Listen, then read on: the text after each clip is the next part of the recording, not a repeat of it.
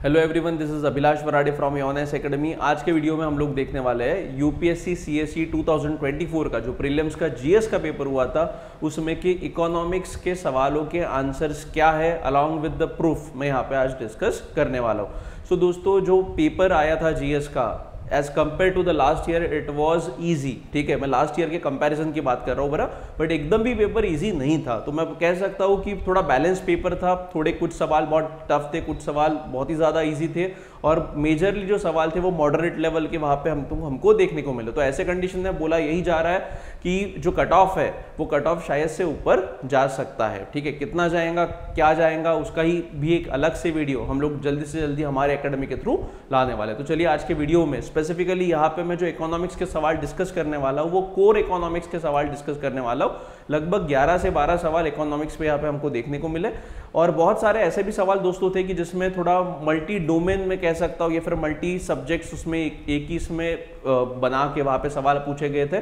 जैसे एक सवाल था कि इंडिया यूएस के जो एप्पल्स है उसका इंपोर्ट करता है कि नहीं करता है, और दूसरा उसी में दूसरा पॉइंट था जेनेटिकली मॉडिफाइड क्रॉप्स पर। तो जनरली ऐसे सवाल जो रहता है वो इकोनॉमिक्स प्लस एनवायरनमेंट या फिर इकोनॉमिक्स प्लस ज्योग्राफी भी देखे गए हैं, तो वो हम लोग अलग से डिस्कस करने वाले हैं। तो चलिए आज के वीडियो को शुरुआत करते हैं। तो फर्स्ट ऑफ ऑल जो पहला सवाल इकोनॉमिक्स का आज हम लोग डिस्कस करने वाले दोस्तों, that is total fertility rate. ठीक है, सो पहला सवाल, total fertility rate in a economy is defined as. ठीक है, तो आपको पूछा क्या गया है टोटल फर्टिलिटी रेट। बहुत ही आसान डेफिनेशन है इसका। ऑप्शन देखते हैं। पहला है the number of children born पर 1000 people in the population in a year. Basically दोस्तों ये बर्थ रेट का डेफिनेशन है, it is not the definition of a total fertility rate. ठीक है, दूसरा जो है बी ऑप्शन, मतलब पहला ऑप्शन कट हो गया। दूसरा है the number of children born to a couple in their lifetime in a given population, तो ये भी नहीं हो सकता है। तीसरा the birth rate minus death rate, ये भी नहीं हो सकता है, इसको रेट ऑफ नेचुरल इंक्रीज कहा जाता है। चौथा ऑप्शन देखते हैं, the average number of live births a woman would have by the end of her child bearing age. तो basically this is the actual and exact definition of a total fertility rate. हमको total fertility rate basically जो replacement level fertility rate रहता है that was 2.1। ठीक है, सो इस पे already ये सवाल ये टॉपिक चर्चा में था। ठीक है, बिकॉज इंडिया ने already replacement level fertility level जो है वो हासिल कर लिए और ऐसे कंडीशन में इसमें सवाल पूछना जायज था। तो मैं कह सकता हूँ it was a kind of an moderate level या फिर इजी लेवल में भी यहाँ पे आ सकता है। उसके बाद जो दूसरा सवाल हम लोग डिस्कस करने वाले हैं that is in India which of the following can trade in corporate bonds and government securities. ठीक है, नीचे दिए गए से ऑप्शन जो है इनमें से कौन कॉर्पोरेट बॉन्ड और G-Secs में इन्वेस्ट कर सकता है, ये आपको सवाल पूछा गया। अगेन दोस्तों ये बहुत ही आसान सवाल था। ऑप्शन में देखते हैं, पहला इंश्योरेंस कंपनीज, तो yes insurance companies can invest in corporate bonds and government securities. Pension funds they can also invest in corporate bonds and government securities. जो कंफ्यूजन वाला ऑप्शन है वो तीसरा वाला है कि क्या रिटेल इन्वेस्टर्स कॉर्पोरेट बॉन्ड्स और गवर्नमेंट सिक्योरिटीज में इन्वेस्ट कर सकते हैं। तो दोस्तों आंसर है हाँ। तो ये जो है रिटेल इन्वेस्टर कैसे इन्वेस्ट कर सकते हैं, तो उनको एक गिल्ट अकाउंट ओपन करना पड़ता है विद बैंक एंड आरबीआई, और ये गिल्ट अकाउंट के माध्यम से रिटेल इन्वेस्टर क्या कर सकते हैं, कॉर्पोरेट बॉन्ड्स और गवर्नमेंट सिक्योरिटीज में इन्वेस्ट कर सकते हैं। इसमें उनकी कंडीशन यही है कि उनको मिनिमम 10,000 रुपए इन्वेस्ट वहां पे करना पड़ेगा, उससे कम वो इन्वेस्ट नहीं कर सकते। और बाकी insurance companies, pension funds, banks, provident funds they can easily invest in corporate bonds and government securities. तो ये तीनों भी ऑप्शन करेक्ट है दोस्तों, तो उसका करेक्ट आंसर है डी 1, 2 एंड 3। ठीक है, फिर आगे चलते हैं। इसके बाद जो नेक्स्ट सवाल है वो नेक्स्ट सवाल भी कह सकता हूं कि it is quite easy again. ठीक है, आपको पूछा गया है कि ये तीन ऑप्शंस हमको दिए गए हैं। तीन ऑप्शन कौन से ये देखते हैं। पहला जो ऑप्शन है कि in India non banking financial companies can access the LAF liquidity adjustment facility window of the Reserve Bank of India. दोस्तों ये बेसिक इकोनॉमिक्स में आता है। तो लिक्विडिटी एडजस्टमेंट फैसिलिटी ये जो स्पेसिफिकली बनाई गई है ये स्पेसिफिकली शेड्यूल कमर्शियल बैंक्स के लिए बनाई गई है, NBFC के लिए नहीं बनाई है, मतलब पहला ऑप्शन गलत होता है। दूसरा ऑप्शन देखते हैं, in India foreign institutional investors FII या फिर FPI भी बोला जाता है, can hold the government securities. So basically FII जो फॉरेन इंस्टीट्यूशनल इन्वेस्टर्स रहते हैं ये गवर्नमेंट सिक्योरिटीज को होल्ड करके रख सकते हैं, बट कंडीशन क्या है कि उनको सेबी का अप्रूवल लेना इज मैंडेटरी, ठीक है। सेबी का अप्रूवल लेके वो इन्वेस्ट कर सकते हैं गवर्नमेंट सिक्योरिटीज में, मतलब दूसरा स्टेटमेंट करेक्ट है। तीसरा statement, in India stock exchanges can offer separate trading platform for डेप्ट। सो बेसिकली दोस्तों 2013 में जो नेशनल स्टॉक एक्सचेंज है, इसने जो इसका डेप्ट ट्रेडिंग अलग से प्लेटफॉर्म इसको ओपन करने की परमिशन मिल गई थी, ठीक है। तो ये डेप्ट ट्रेडिंग में जनरली कॉर्पोरेट बॉन्ड्स और गवर्नमेंट सिक्योरिटीज का ट्रेडिंग किया जाता है। इवन बॉम्बे स्टॉक एक्सचेंज में को भी 2016 में ऐसी परमिशन मिल गई। तो बेसिकली देखा जाए तो ये तीन स्टेटमेंट में से second and third statement is correct. So हमको पूछा गया which of the above are correct, तो करेक्ट आंसर आता है डी, 2 and 3 ओनली, ठीक है।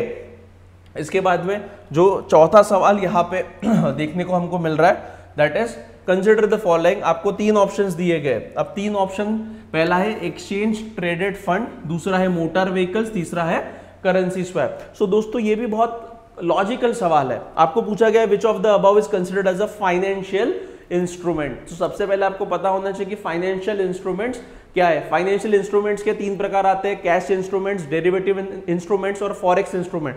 कैश इंस्ट्रूमेंट में सिक्योरिटीज, बॉन्ड्स, ये सब सारी चीजें आती है। तो पहले तो फाइनेंशियल इंस्ट्रूमेंट का डेफिनेशन क्या है, any asset which hold capital and can be traded in a market is known as a financial instrument. So obvious बात है मोटर व्हीकल्स जो है, ये motor vehicle is not a financial instrument, इसको financial instrument में नहीं गिना जाता है, बिकॉज अगेन मोटर व्हीकल क्या है, डेप्रीसिएशन होता है उसका। सो जनरली फाइनेंशियल इंस्ट्रूमेंट्स का डेप्रीसिएशन नहीं होता है। सो एक्सचेंज ट्रेडेड फंड्स, इसमें स्टॉक्स, बॉन्ड्स इनमें इन्वेस्ट किया जाता है, और करेंसी स्वैप।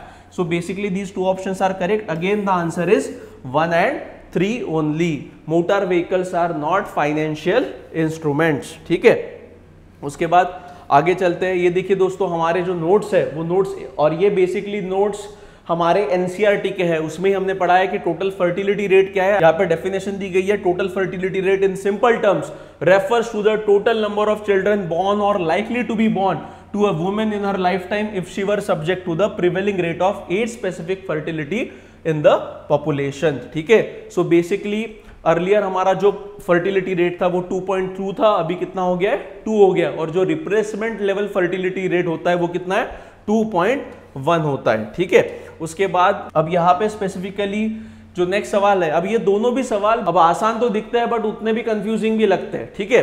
सो यहाँ पे पहला सवाल देखते हैं, with reference to the sectors of the Indian economy consider the following pairs. यहाँ पे आपको इकोनॉमिक एक्टिविटीज दिए गए, और ये इकोनॉमिक एक्टिविटी कौन से इकोनॉमिक सेक्टर में आती है हमको पूछा गया। अब यहाँ पे देखते हैं पहली जो है that is storage of agriculture produce. अब generally storage of agriculture produce यहाँ पे सेकेंडरी सेक्टर में बताया गया, बट सेकेंडरी सेक्टर में क्या होता है दोस्तों, सेकेंडरी सेक्टर में रॉ मटेरियल पे प्रोसेसिंग करके एक फिनिश प्रोडक्ट बनाया जाता है। तो यहाँ पे कहाँ पे फिनिश प्रोडक्ट बन रहा है, क्या नहीं बन रहा है, मतलब फर्स्ट जो पेयर है दैट इज रॉन्ग, ठीक है। तो storage of agriculture produce generally ये आता है टर्शरी सेक्टर में, ठीक है। बिकॉज यहाँ पे क्या हो रहा है कि वेयर हाउसिंग वगैरह जो रहता है ये वेयर हाउसेस में स्टोर करके रखा जाता है, इसीलिए। दूसरा जो ऑप्शन है दैट इज डेयरी फार्म, ठीक है। अब डेयरी फार्मिंग जो रहती है जनरली प्राइमरी एक्टिविटी आती है, तो सेकंड जो पेयर है दैट इज करेक्ट। थर्ड जो है मिनरल एक्सप्लोरेशन। अब देखिए दोस्तों mining and mineral exploration, these two are different things, ठीक है। अब इसमें थोड़ा एक कंफ्यूजन हो सकता है कि माइनिंग मतलब क्या, कि extraction of minerals. Mineral exploration मतलब क्या, कि यहाँ पे एक सर्च आउट करना कि कहाँ पे मिनरल्स है, उनको लोकेट करना। सो जनरली ये टर्शरी सेक्टर में जो कंपनीज रहती है उनका काम रहता है। सो मैं कह सकता हूँ कि मिनरल एंड एक्सप्लोरेशन जो है वो काय में आएगा, टर्शरी। एंड चौथा वीविंग क्लॉथ। वीविंग क्लॉथ में क्या हो रहा है कि जनरली जो फाइबर है उस पर प्रोसेसिंग करके क्लॉथ बनाया जा रहा है, तो again it will come under a secondary sector. अब इसमें कंफ्यूजन क्या है दोस्तों, मतलब हमारे साइड से भी कंफ्यूजन एक है कि जनरली इसका आंसर ओनली 3 भी हो सकता है या फिर ओनली 2 भी हो सकता है। अगर ये जो मिनरल एक्सप्लोरेशन है, if mineral exploration is considered as a part of a mining then it will come under a primary sector. तो मतलब प्राइमरी आ गया, मतलब ये कट हो गया, तो ओनली 2। या फिर अगर मिनरल एक्सप्लोरेशन टर्शरी का पार्ट अगर कंसिडर करते हैं तो इसका आंसर ओनली 3 भी हो सकता है। So there is somewhat ambiguity in this कि ओनली 2 या फिर ओनली 3 में से हो सकता है। उसके बाद next question is with reference to physical capital in Indian economy consider the following pairs. अब यहाँ पे हमको फिजिकल कैपिटल है वो उसके 2 प्रकार दिए गए हैं। फिजिकल कैपिटल के जो 2 प्रकार होते हैं दैट इज एक वर्किंग कैपिटल और दूसरा रहता है फिक्स कैपिटल। अब जनरली वर्किंग कैपिटल मतलब क्या कि जैसे इंडस्ट्री चलती है तो जो रॉ मटेरियल और एक कैश का फ्लो रिक्वायर्ड रहता है उसको हम लोग वर्किंग कैपिटल कहते हैं। और फिक्स कैपिटल मतलब क्या कि जो मशीनरी है, वेयर हाउसेस है, इनको हम लोग क्या बोलते हैं, उनको हम लोग फिक्स कैपिटल कहते हैं। तो पहला है फार्मर्स प्लो।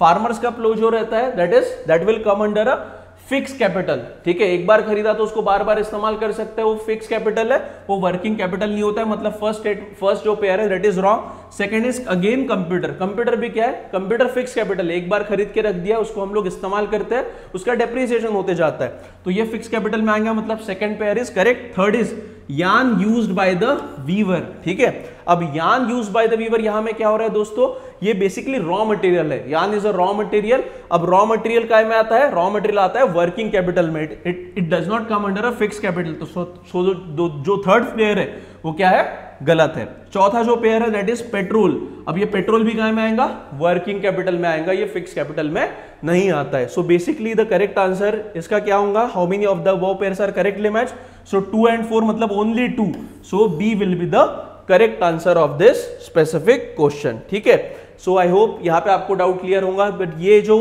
सवाल है जिसमें इकोनॉमिक एक्टिविटी और इकोनॉमिक सेक्टर्स पूछे गए दोस्तों, इसका आंसर ओनली 2 भी हो सकता है या फिर ओनली 3 भी हो सकता है। ठीक है, the next question guys is again related to the RBI with reference to the rules imposed by the Reserve Bank of India while treating foreign banks, consider the following statement। अब RBI का जो foreign banks के related जो policies है, या इसके ऊपर ये सवाल आपको पूछा गया है। पहला स्टेटमेंट क्या है, there is no minimum capital requirement for wholly owned banking subsidiaries in India. ठीक है, अब पहला स्टेटमेंट गलत है दोस्तों। होली ओन्ड सब्सिडरी अगर फॉरेन बैंक को इंडिया में खोलनी है तो minimum capital requirement is there. ठीक है, दूसरा मतलब पहला statement is wrong and second is for wholly owned banking subsidiaries in India at least 50% of the board members should be Indian national. सो जो सेकंड स्टेटमेंट है वो सेकंड स्टेटमेंट करेक्ट है, पहला स्टेटमेंट रॉन्ग है। कोई भी फॉरेन बैंक अगर India में ऑपरेट करना चाहती है या फिर होली ओन्ड सब्सिडरी ओपन करना चाहती है तो there is minimum capital requirement का क्राइटेरिया वहां पे सेट किया गया है। और दूसरा कि वो स्पेसिफिक जो बैंक रहेंगी उसमें के 50% जो बोर्ड ऑफ डायरेक्टर रहेंगे वो इंडियन नेशनल होने चाहिए। So which of the above statements are correct पूछा गया तो ओनली 2, सो इसका correct answer is again B. Next जो सवाल है again it is easy and थोड़ा लॉजिकल सवाल है दोस्तों। देखिए मैं एकदम भी इजी तो नहीं बोल सकता बट आपको लॉजिक लगाना आना चाहिए, because again this question is on corporate social responsibility. ठीक है, सीएसआर। अब आपको इतना जो पूरा प्रिपरेशन है इसमें तो आपको इतना तो पता होना ही चाहिए कि सीएसआर कौन सी कंपनी दे सकती है और कौन सी कंपनी नहीं दे सकती है।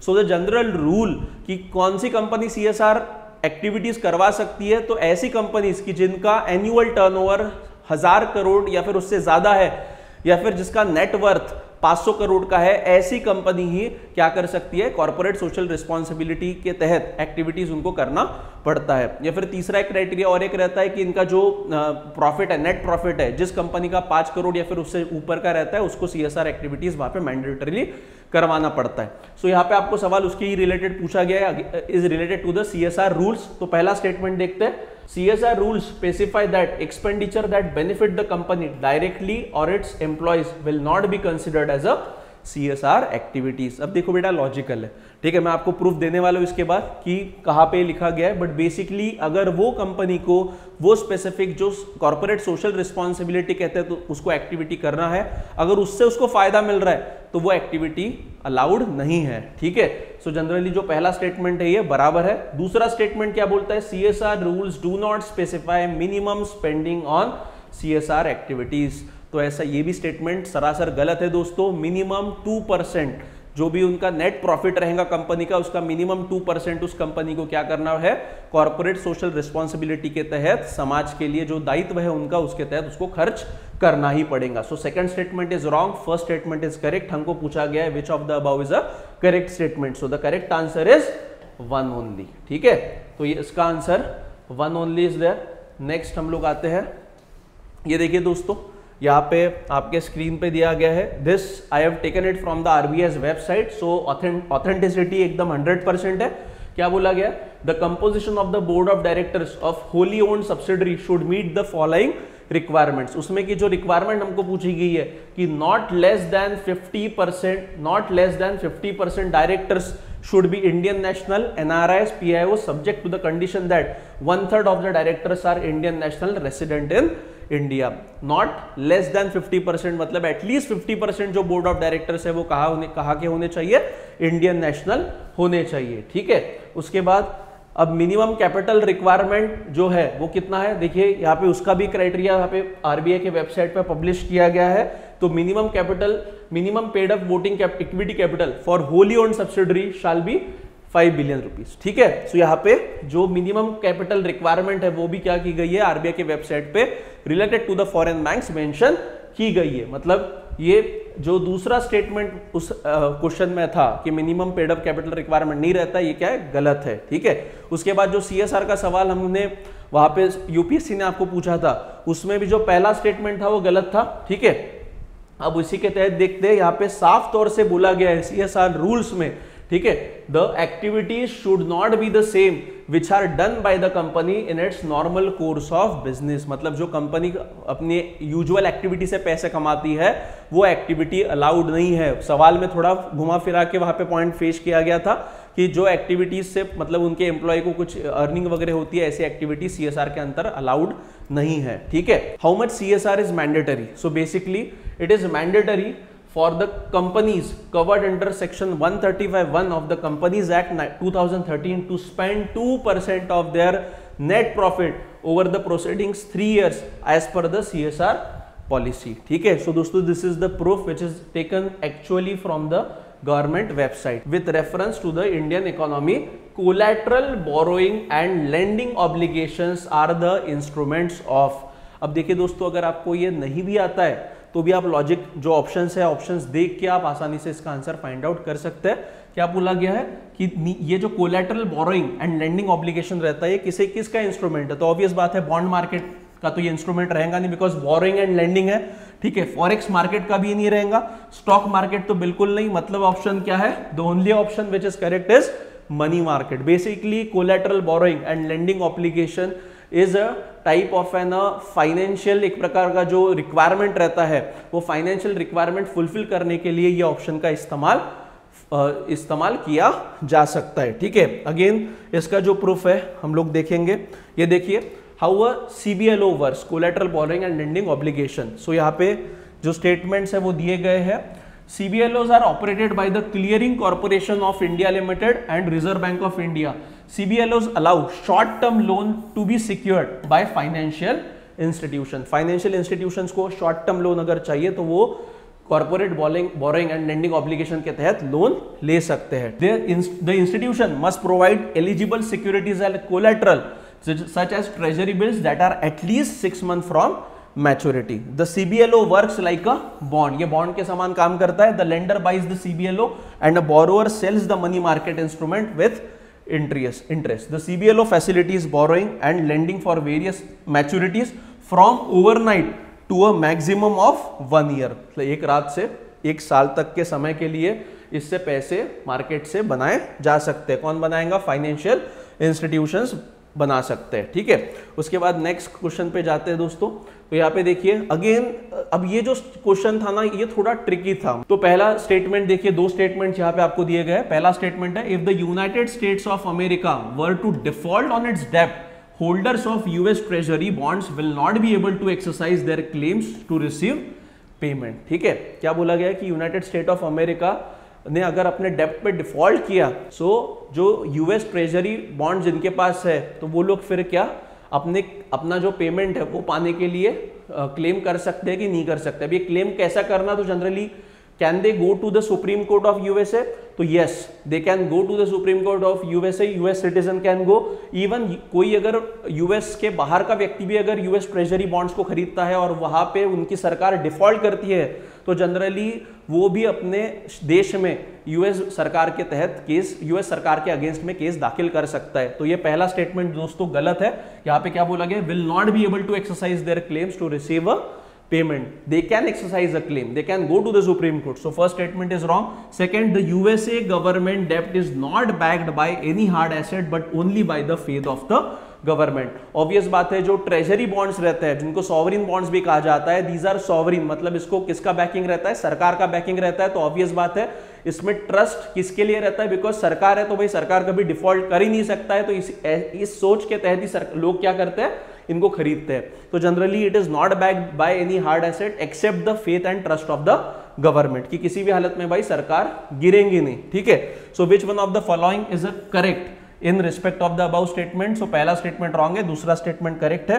तो इसका करेक्ट आंसर दोस्तों आता है D. Statement 1 is incorrect but statement 2 is correct. Next सवाल पे आते हैं. Again next question is related to the syndicate lending. ठीक है.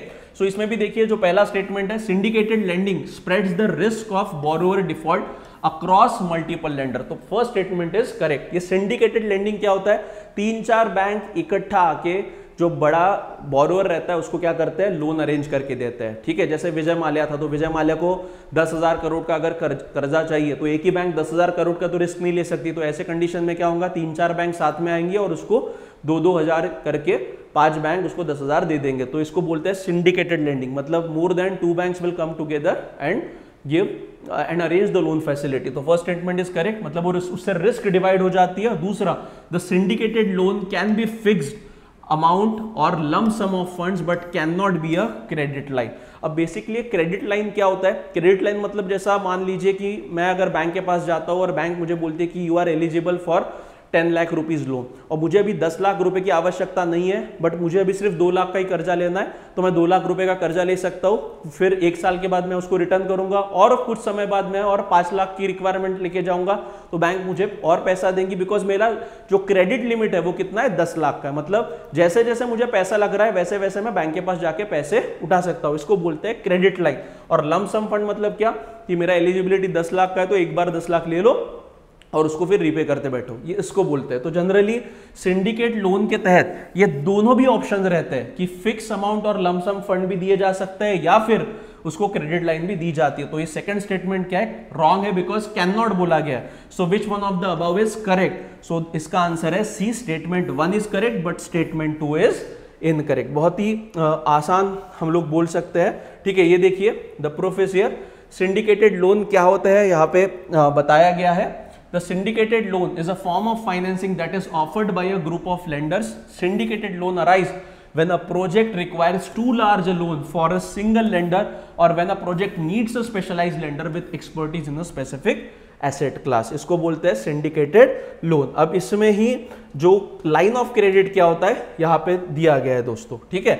The line of credit is present borrowing limit offered by a banks and financial institution to their personal and business customers. Line of credit can be used at any time until the limit is reached. The limit is set by the issuer based on the borrower credit worthiness. और यहाँ पे देखिए, यहाँ पे साफ तौर से बोला गया है the loan can involve a fixed amount of funds, a credit line or a combination of the two. मतलब क्रेडिट लाइन के तहत भी उसको फंड दिया जा सकता है, एक लमसम अमाउंट भी उसको लोन के तहत दी जा सकती है. ठीक है.